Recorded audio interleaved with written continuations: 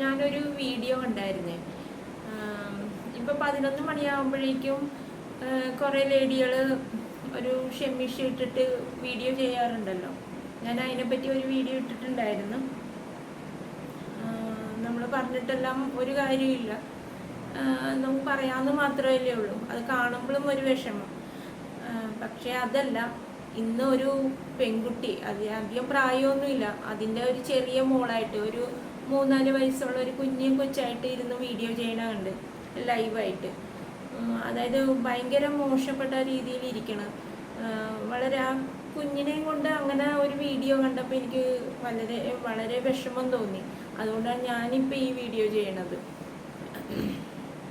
കുറേ ലേഡികൾ ചെയ്യാറുണ്ട്, പ്രായമുള്ളവരൊക്കെ ഇരുന്ന് വീഡിയോ ചെയ്യണ ഞാൻ കണ്ടിട്ടുണ്ട്. ഇതൊരു ചെറുപ്പം പെണ്ണ് ചെയ്യണ കണ്ടപ്പോൾ നമുക്കൊരു വല്ലായ്മ തോന്നി.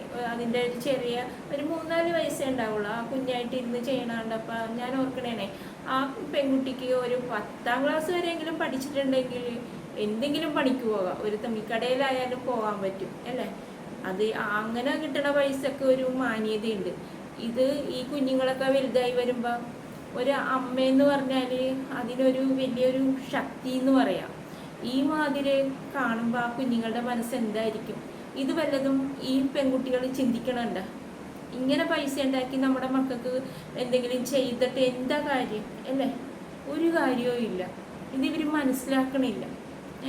എനിക്ക് ഇപ്പം ഈ കാണിച്ച പെൺകുട്ടിയുടെ ആ വീഡിയോ കണ്ടപ്പോൾ എനിക്ക് ഭയങ്കര ഒരു വിഷമവും ഒരു വല്ലായ്മ തോന്നി. ഇതൊക്കെ ആരും ഇല്ലേ പറഞ്ഞു കൊടുക്കാൻ ഇവർക്കൊക്കെ അല്ലേ? ഭയങ്കരമായിട്ട് ബ്ലൗസൊക്കെ ഇറക്കി ഇത് കാണാനായിട്ടും കുറേ പേര്. നമ്മളെന്താണല്ലേ നമ്മുടെ കേരളത്തിൽ ഇത്രയും വൃത്തികെട്ട ആണുങ്ങളും ഉണ്ട് ഇങ്ങനെ ഇരുന്ന് കാണാനായിട്ട്. നാണമില്ല അവർക്ക്? അവരുടെ കുടുംബമെങ്കിലും ചിന്തിച്ചൂടെ? ഇവരെയൊക്കെ ഇങ്ങനെ കാണാനിരുന്നിട്ടല്ലേ. അതുപോലെ എന്താ ഒരു ബിസിനസ് പോലെയാണ്. എന്തോ പറയുമല്ലോ, എന്തോ എടുക്കാനായിട്ട് എന്താണ്, ഞാൻ മറന്നുപോയി.